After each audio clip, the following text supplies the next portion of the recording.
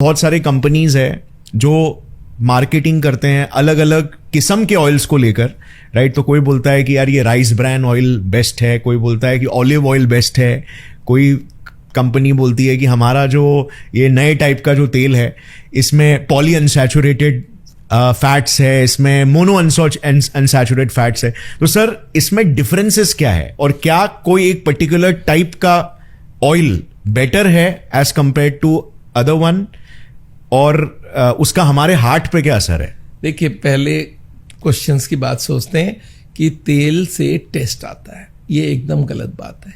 आप सब कोई एक चम्मच तेल लीजिए और मुंह में डाल के टेस्ट देखिए, एकदम जीरो है। टेस्ट होता है मसालों का। तो ये छोटे से जो महिलाएं खाना बनाती है, आजकल जेंट्स भी खाना बनाते हैं, उनको ये सिखाया गया मसाले को तेल से फ्राई किया जाता है तो उससे टेस्ट आएगा। तो वो एकदम गलत बात है। मसाले को हम पानी से भी फ्राई कर सकते हैं, इसको हम लोग बोलते हैं जीरो ऑयल कुकिंग। ये अगर प्रमोट होगी तो ये तेल जो है, आगे के ज़माने देखिए खाते थे लोग तेल घी, पर 10 किलोमीटर एक गांव से दूसरे गांव पैदल जाते थे, 10 किलोमीटर आते थे, हल चलाते थे, जो तेल घी खाया उसको पचा जाते थे। राइट। अब हमने सारे खत्म कर दिए, सिर्फ जमा हो रहा है, अभी सिर्फ जमा हो रहा है वो। अभी खर्चा करने वाला काम खत्म कर दिया, कोई मेहनत है ही नहीं। सारा दिन एक आदमी सुबह उठता है और बेड टी पीता है और कंप्यूटर और लेके बैठ जाता है, न्यूज़ सुनता है, गाना सुनता है, जो भी है, और खाना खा के ब्रेकफास्ट किया और गाड़ी में बैठ के ऑफिस पहुंचा, ऑफिस में सारा दिन बैठा रहा, शाम को गाड़ी से घर आया, घर पे आके टीवी भी देखा, गप किया, मतलब एक्सरसाइज हो गई खत्म। वो तेल तोड़ेगा कौन? तो तेल जमता जा रहा है और उसी से हार्ट की बीमारी बढ़ रही है। तो तेल नहीं चाहिए। अब दूसरा होता है कौन सा तेल अच्छा है। तेल का जो मेडिकल नाम है वो है ट्राइग्लिसराइड्स। आपने सुना होगा,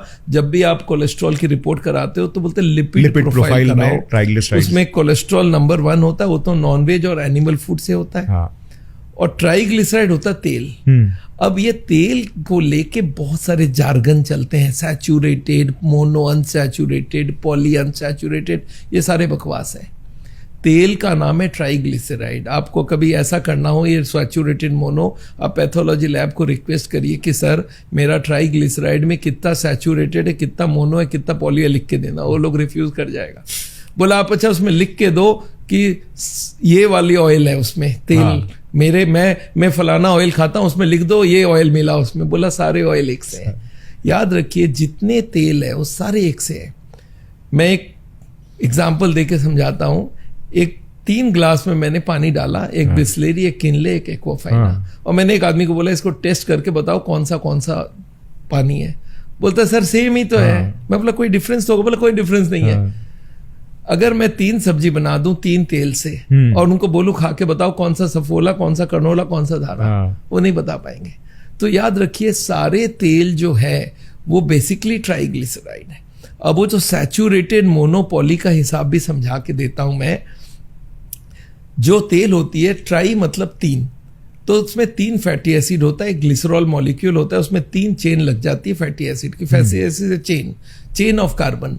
अब उस कार्बन में मान लेते 15 कार्बन है, तो कार्बन के वैलेंसी के हिसाब से 2 तरफ 2 हाइड्रोजन लग जाए, तो 15 में 30 हाइड्रोजन लग जाए, तो वो तेल सैचुरेटेड हो जाता है। मान लेते 15 कार्बन का चेन है, उसमें 30 हाइड्रोजन लग गए, तो सारे के सारे सीट फिल्ड अप बैलेंस हो जाएगा, वो हो गया सैचुरेटेड। अब इसमें से एक हाइड्रोजन हटा लो तो ये अब अनसैचुरेटेड हो गया, पर मोनो अनसैचुरेटेड। मोनो मतलब एक कम है, और 2 हटा लो तो पॉली अनसैचुरेटेड। मतलब क्या हो गया, एक में 30 हाइड्रोजन है वो सैचुरेटेड है, एक में 29 हाइड्रोजन है वो मोनो अनसैचुरेटेड, एक में 28 है वो पॉली अनसैचुरेटेड। आप बताओ क्या डिफरेंस हो गई? मतलब 3 क्रिमिनल है, एक बोलता है मेरे अगेंस्ट में 30 केस है, एक बोलता है 29 केस है, एक बोलता है 28 केस है। अब आप कौन सा क्रिमिनल को सपोर्ट करोगे बता दो।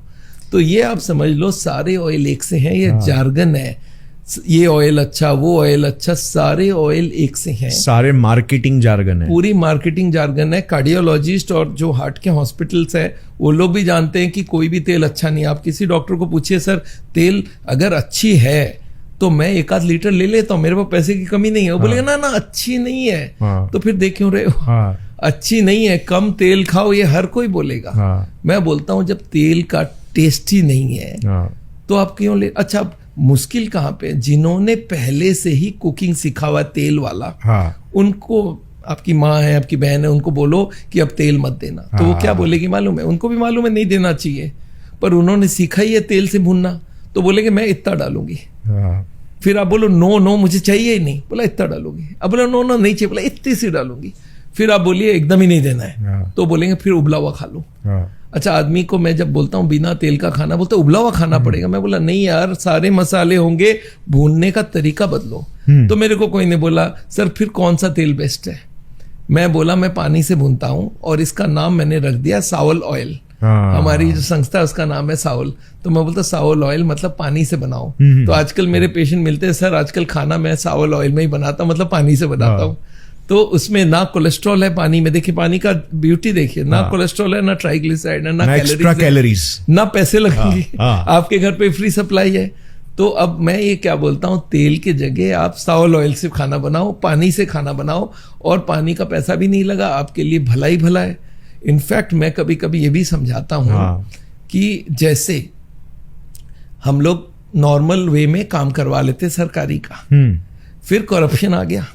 अब करप्शन इतनी फैल गई कि कोई बोले मैं सरकारी काम ऐसे ही करा लूंगा, तो बोलता बेकार की बात मत करो, इससे बिना पैसे दिए बगैर काम नहीं होगा। बिल्कुल। तो अभी नॉर्मल वे हो गया करप्शन, और सच्चाई लास्ट हो गया। Right right. तेल इज एन एबनॉर्मल फूड। आप सोचिए, तेल को जो सीड से पेड़ बनने के लिए सीड बनी थी, उसको आप इकट्ठा किया, उसको क्रैश करके उसका जूस निकाले, वो तेल है, वो एबनॉर्मल फूड है।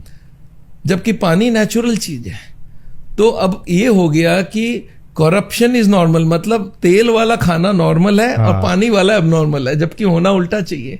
तो अब हम लोग लगे हुए हैं कि आप हमारे हजारों आइटम बनाया हमने बिना तेल के, टेस्ट सेम टू सेम हो, तो आपको क्या जरूरत है? हम लोग पकोड़े, समोसे, कचौड़ी, हर चीज बना रहे हैं, गोलगप्पे, हर चीज बना रहे हैं विदाउट ऑयल, बिरयानी खिला रहे हैं, हर चीज खिला रहे हैं, हजारों आइटम बना दिए, 50 दिन की मेनू बना दिए। तो तेल का मतलब नहीं है, तेल खाने का जरूरत भी नहीं है।